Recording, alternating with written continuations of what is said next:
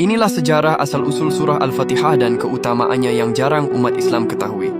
Pernahkah kalian merenungi makna di balik surah yang setiap hari kita baca dalam solat? Surah Al-Fatihah bukan hanya sekadar bacaan wajib. Di baliknya ternyata tersimpan sejarah luar biasa, keajaiban yang menakjubkan, dan keutamaan yang tak terhingga. Surah Al-Fatihah yang berarti pembukaan, dahulu diturunkan di Mekah pada masa awal kenabian. Menurut sebuah riwayat, malaikat Jibril dan malaikat lainnya turun dari pintu langit yang baru pertama kali dibuka hanya untuk membawa dua cahaya istimewa kepada Nabi Muhammad, yaitu surah Al-Fatihah dan beberapa ayat terakhir surah Al-Baqarah. Saking agungnya surah ini, diriwayatkan bahwa iblis sampai menangis ketakutan saat Al-Fatihah diturunkan karena keberkahannya yang luar biasa. Surah Al-Fatihah dikenal juga sebagai ruqyah atau penawar segala penyakit.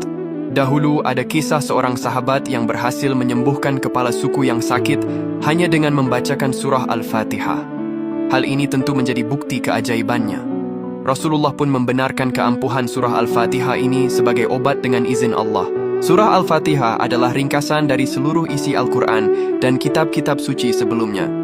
Semua ajaran mulai dari tauhid hingga petunjuk kehidupan terkandung dalam 7 ayatnya.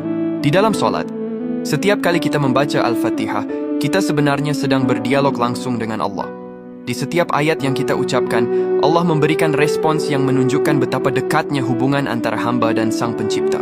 Surah Al-Fatihah adalah doa yang sempurna.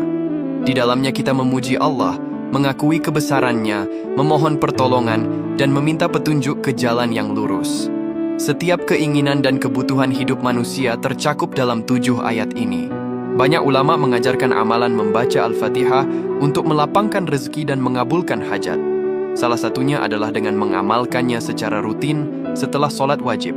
Dengan memahami dan meresapi maknanya, surah Al-Fatihah memiliki kekuatan untuk menghilangkan kesedihan, kegundahan, kegelisahan, dan ketakutan dalam diri kita.